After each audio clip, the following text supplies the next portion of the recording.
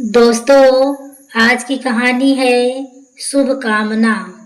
पल्लवी बहू भाग भाग कर सारी तैयारी कर रही थी। तभी किसी ने पीछे से कंधे पर हाथ रखा। बहू, बहुत जल्दी है मायके जाने की। पल्लवी ने पलटकर देखा तो उसकी सास चंद्रावती जी खड़ी थी। हाँ माँ जी, बड़ी मुश्किल से तो यह समय आया है जब मुझे अपने घर जाने का मौका मिल रहा है। आपको तो पता ही है, घर गृहस्थी से छुट्टी नहीं। आज आपके बेटे ने मुझे पूरे 1 सप्ताह की छुट्टी दी है। ना जाने आज उन्हें मुझ पर कैसे तरस आ गया। पल्लवी ने चहकते हुए कहा। आज पल्लवी की शादी को लगभग 12 वर्ष हो गए।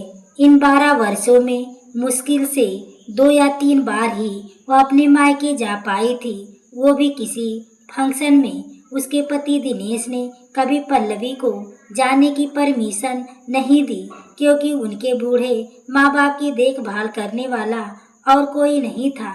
बड़े भैया भाभी तो कभी कभी बस मिलने आते थे। माँ बाप को छोटे बेटे के भरोसे छोड़कर वे मौज से रह रहे थे। पल्लवी को इससे कोई परेशानी नहीं थी, क्योंकि उसके सास ससुर उसे बहुत चाहते थे। पल्लवी भी पता नहीं कब बहू से बेटी बन गई, उसे पता ही नहीं चला। दिन भर काम में व्यस्त रहती थी। सास ससुर की एक एक चीज का ध्यान रखना, जहाँ तक वह अपने ससुर जी को कभी कभी डांट भी देती थी जब वे चुपचाप कभी कभी मीठा खाने की कोशिश करते। इस प्यार भरी डांट पर वे मुस्कुराकर बस इतना ही कहते, लगता है मेरी माँ वापस आ गई। लेकिन आज सब कुछ भूलकर पल्लवी अपने मायके जाने के लिए तैयार हो रही थी। दिनेश उसे खुद छोड़ने जा रहे थे। जाते समय पल्लवी ने अपने सास ससुर के पैर छूते हुए कहा, पापा जी, आप परहेज से रहना और मीठा तो बिल्कुल मत खाना। मम्मी जी, मैंने मेट को बोल दिया है, वो आप दोनों को समय पर दवाई दे देगी। आप अक्सर दवाई लेना जाती हैं। जब मैं वापस आऊँ तो आप दोनों ऐसे ही स्वस्थ मिलने चाहिए। लेकिन रत्तीलाल जी और चंद्रावती जी दोनों के चेहरे उदास थे। इस उदासी का कारण पल्लवी भी नहीं समझ पाई। उसे लगा जैसे वे उसके जाने से दुखी हैं। पल्लवी उनकी शुभकामनाएं लेकर जल्दी से गाड़ी में बैठकर चली गई। उसके जाने के बाद रत्तीलाल जी ने चंद्रावती जी से कहा, चल अब मेरा भी सामान पैक कर दे, शायद तेरा मेरा साथ यहीं तक था। चंद्रावती जी ने कहा, ऐसा मत कहिए, मैं भी आपके साथ चलती हूँ, नहीं तो हम दोनों किसी वृद्धा आश्रम में रहने चलते हैं। रत्तीलाल जी ने अपने दर्द को संभालते हुए कहा, नहीं चंद्रावती, तू भी यहाँ नहीं रहेगी तो पल्लवी परेशान हो जाएगी। मैं ही चला जाता हूँ। कुछ दिन से उनके बड़े बेटे गौरव और दिनेश में बहस चल रही थी। दिनेश चाहता था कि माँ बाप की जिम्मेदारी वे भी उठाए, लेकिन गौरव नहीं मान रहा था। तभी दोनों मिलकर समझौता किया कि पापा को गौरव रख लेगा और माँ को दिनेश। लेकिन पल्लवी के रहते ये सब संभव नहीं था, इसलिए दिनेश ने बहाने से पल्लवी को उसके मायके भेजा था। अगले ही दिन गौरव अपने पिता को लेने आ गया। चंद्रावती जी का रो रो कर बुरा हाल था। दुखी मन से रत्तीलाल जी गौरव के साथ चले गए। चंद्रावती जी को लगने लगा जैसे उनकी जिंदगी का मकसद खत्म हो गया। वे चुपचाप अपना कमरा बंद करके बैठी रहती थी, ना जान खाने की सुध ना दवाई की। उधर यही हाल रत्तीलाल जी का भी था।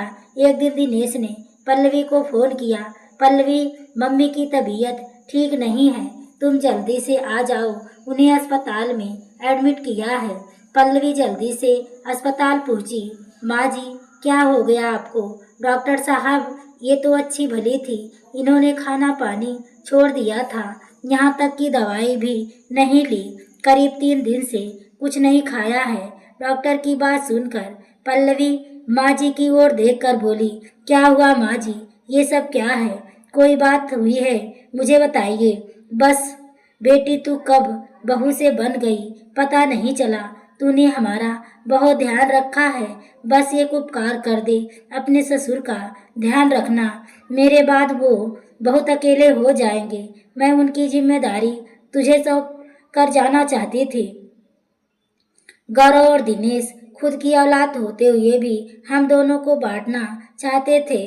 तू तो पराई होकर भी हमारा कितना ख्याल रखती थी, कितनी सेवा करती थी। तेरे अंदर एक बेटी की तरह सेवा भावना है। कभी कभी अपने पराये होते हैं और अपने पराये अपने हो जाते हैं। पल्लवी, कुछ तुमसे कहना चाहती हूँ, इसलिए जिंदा हूँ। पल्लवी इससे पहले कुछ समझ पाती, चंद्रावती जी की गर्दन एक लुढ़क गई। पल्लवी और दिनेश जब माँ को लेकर घर पहुँचे तो देखा बाबूजी गौरव की गाड़ी से उतर रहे थे। पल्लवी सब समझ गई। उसने गुस्से से अपने पति दिनेश की ओर देखा और बोली, जो पाप आपने किया है उसका प्रायश्चित तो मैं भी नहीं कर सकती। इतना बड़ा धोखा मुझसे और अपने माता पिता से, इतनी नफरत, हे भगवान, अब हमें कौन बचाएगा। माँ का तो आपने दिल दुखाया है, उसका प्रायश्चित करने के लिए आपको ना जाने कितने जन्म लेने होंगे। दिनेश बस फूट फूट कर रो रहा था। मुझे क्या पता था ये सब हो जाएगा। इधर रत्ती लाल जी गुमसुम से बैठे थे। वो ना रो रहे थे, ना ही किसी से बात कर रहे थे। पल्लवी ने जाकर उन्हें संभाला तो वे बोले, बेटी मेरी, शुभकामना हमेशा तेरे साथ रहेगी। बस अब मैं जी नहीं पाऊंगा। यह कहकर वे पल्लवी की गोद में लुढ़क गए। पल्लवी ने उन्हें उठाने की कोशिश की, लेकिन बाबूजी जा चुके थे। आज पल्लवी का रो रो कर बुरा हाल था। वह समझ नहीं पा रही थी कि इतनी बड़ी घटना कैसे घट गई। काश वो गई नहीं होती। तो दोस्तों, आपको यह कहानी कैसी लगी कमेंट में अपनी राय जरूर दें।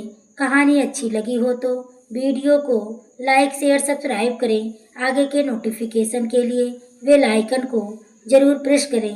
पूरी कहानी को सुनने के लिए आपको तहे दिल से धन्यवाद।